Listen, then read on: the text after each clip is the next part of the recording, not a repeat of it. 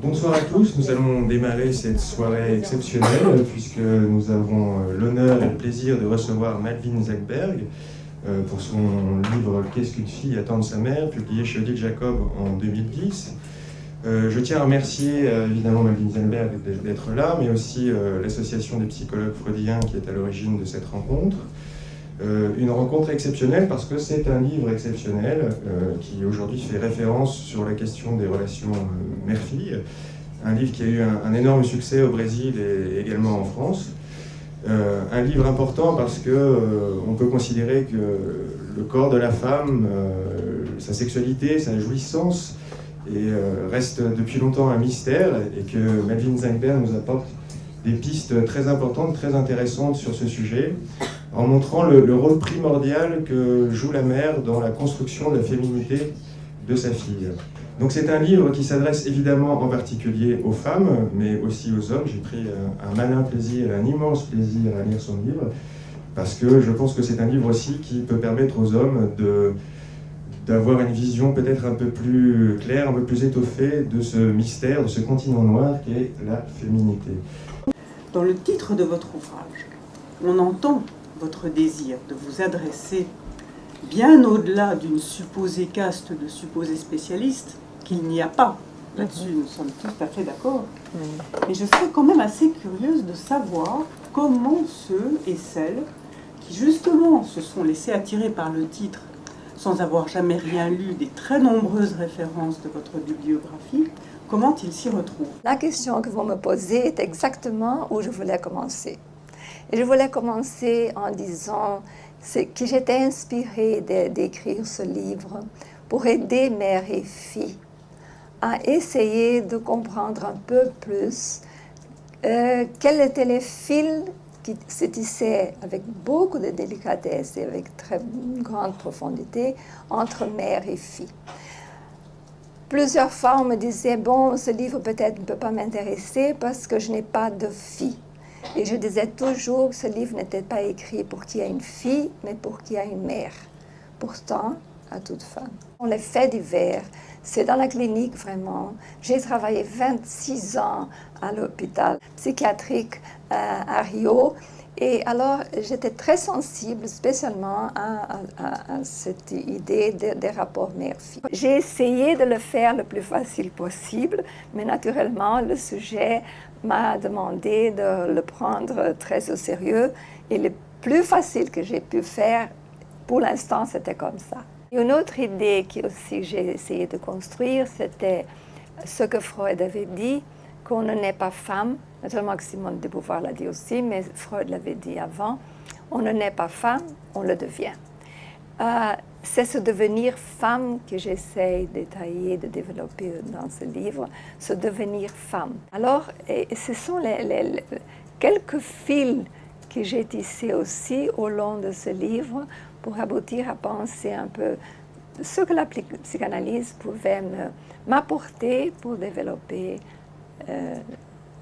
comment devenir femme et continuer à le devenir. Hier même, nous avons eu une interview avec une journaliste qui me disait que sa sœur, la mère disait tout le temps « j'attendais un garçon ». Les mots de mère, vous savez, c'est très dur. Et Agnès Aflalo a écrit un jour, n'est-ce pas, un texte formidable en disant les mots des mères, le poids qu'elles ont sur le corps de la fille. Alors, cette fille sent qu'elle n'est pas née, elle est très fusionnée à sa mère et elle sait qu'elle ne la satisfait pas. Alors, cette nostalgie qui reste pour toujours de ne peut-être pas pouvoir satisfaire la mère. C'est une nostalgie aussi à avoir. Il faut quand même qu'elle fasse quelque chose avec ça. Pas avec son avoir qu'elle a la nostalgie, mais avec l'être. Nous savons qu'entre Freud et Lacan, il y avait exactement cette différence entre Freud disait toujours que la sortie de la femme était par la maternité, par l'avoir, et aujourd'hui les femmes ont chaque fois plus, parce qu'elles ont chaque fois plus de succès professionnel, elles sont chaque fois plus phalliques dans ce sens d'avoir. La mère est abondante, comme dit Jacques-Alain Miller, c'est celle qui a, et Et ça, Freud collait la femme et la mère, et Lacan, au contraire, va séparer les deux, à partir de Madeleine de Gide et aussi de Médée, principalement la vraie femme. Bon, alors je fais ce détour pour dire elle veut être aimée et désirée pour ce qu'elle n'a pas. Ça veut dire absolument, elle n'est plus dans le sens de l'avoir. Alors même c'est la nostalgie, dans ce sens d'être quelque chose, d'avoir quelque chose pour donner à sa mère. Et hier, nous avons eu à la radio aussi, j'ai donné une interview à la radio, il y avait une mère qui avait une fille qui était décédée, et elle a dit que cette fille qui souffrait d'une grave maladie, qui est quand même décédée à 20 ans, elle disait, mais moi, ma sœur t'a pu donner un enfant. Et moi, je ne pourrai jamais te donner un enfant. Tu m'aimes pas tellement comme tu vas aimer ma sœur, parce que ma sœur est mariée, elle a des enfants, elle peut te donner un enfant.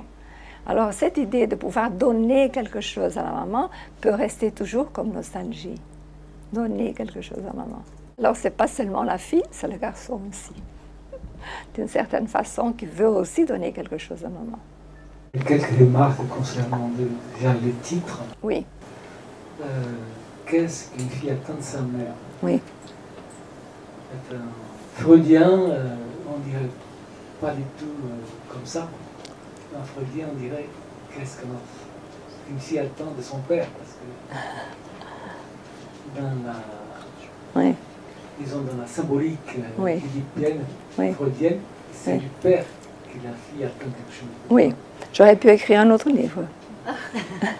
Ce titre, c'était pas mon titre, parce que mon titre était exactement « Qu'attend une fille de sa mère ?» directement, en m'appuyant de la phrase de Lacan. Même au début, j'avais mis ici 2 phrases, n'est-ce pas?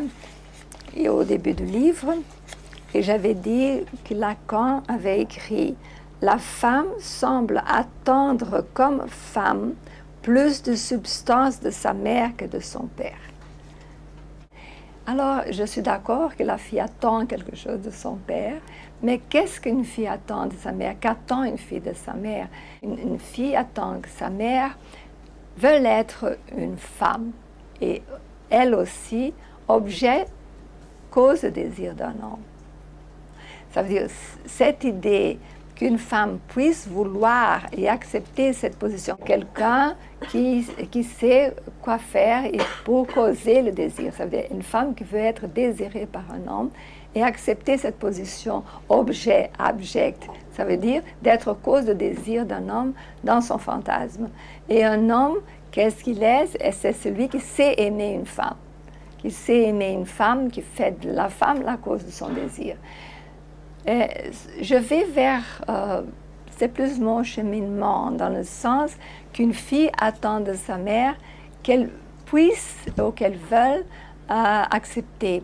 Parce que quand je cite ici dans mon livre Anne Frank, qui dans son journal intime, n'est-ce pas, même en étant séquestrée, disons pas séquestrée, mais enfermée pendant la guerre, elle écrit un journal et elle dit comment est-ce que je peux voir dans ma mère une femme?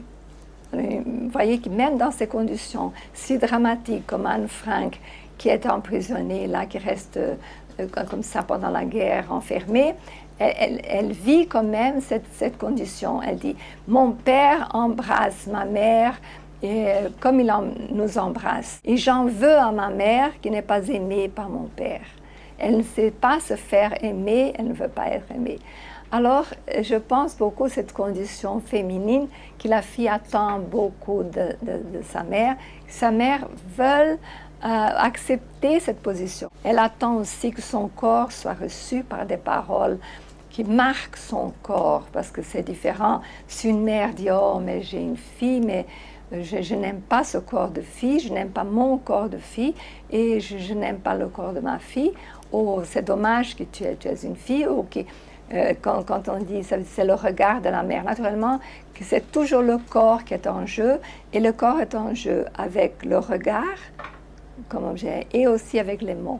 Ça veut dire c'est quand le mot de la mère peut se rejoindre et donne une certaine consistance à ce corps comme je dis, en miroir, mais en miroir inachevé.